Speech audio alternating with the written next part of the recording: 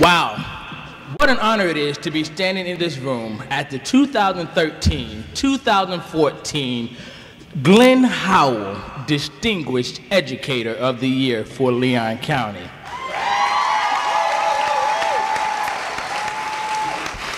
It's a far cry from where I started almost 12 years ago.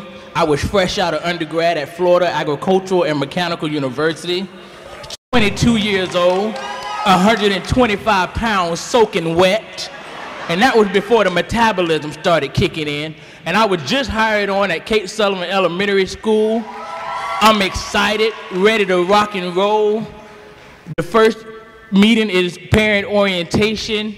3 or 4 parents walk into the room. I'm dressed up in my shirt and tie. You know, I made swag before swag was even invented.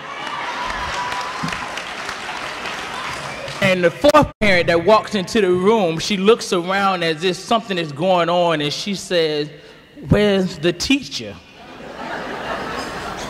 And I say, how you doing, ma'am? I'm Mr. Clayton, the teacher. She says, "No, you're not. Baby, you too young."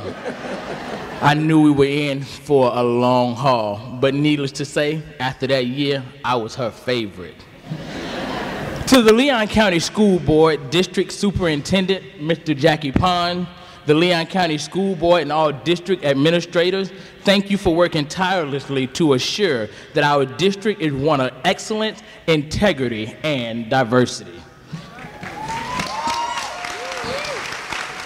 Thank you for all you do for allowing me to be a part of this A+ district. More importantly, I would like to pay homage to the late Devin Glenn and Aquilina Howell for the legacy you've left us with.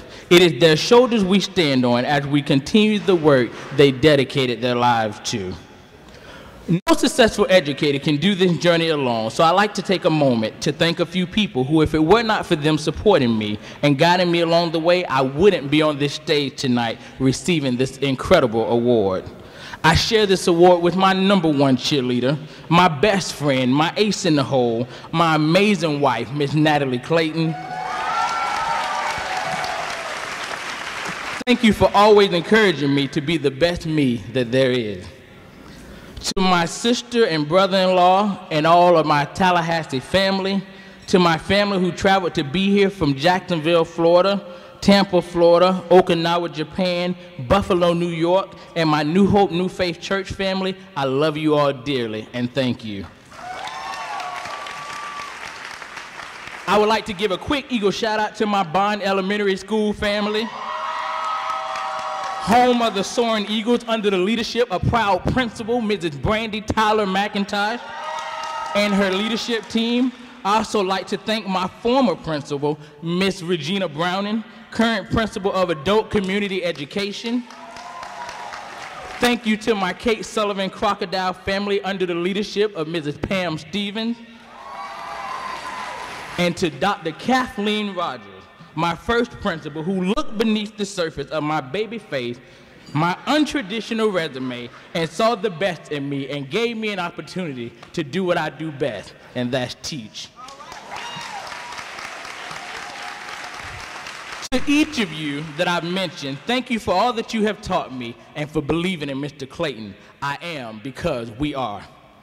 I am humbled to have been selected for such a prestigious award, and as I reflected on the entire process, I looked up the definition distinguished.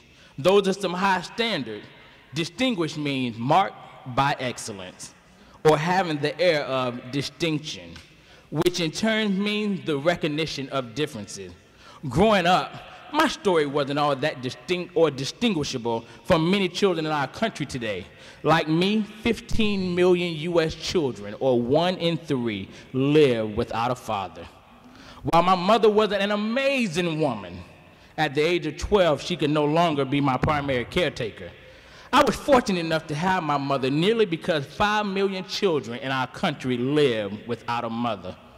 I had a lot to be unhappy about.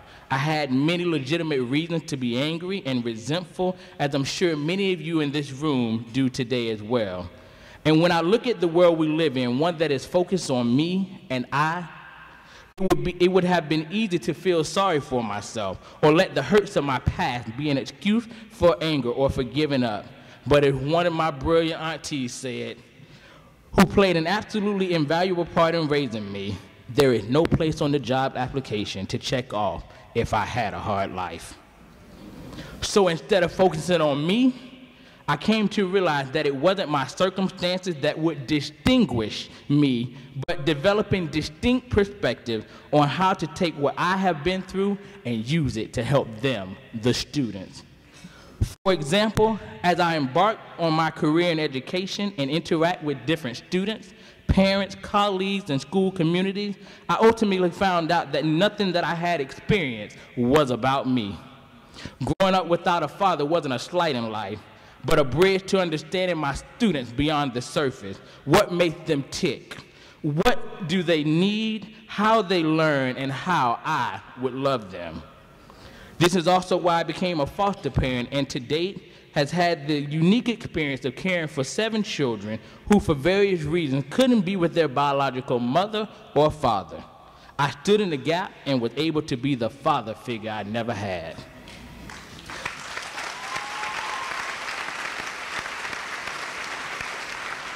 It isn't about me.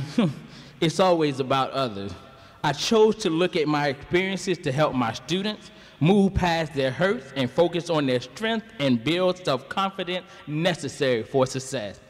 When I was first hired in the district, my application was not typical.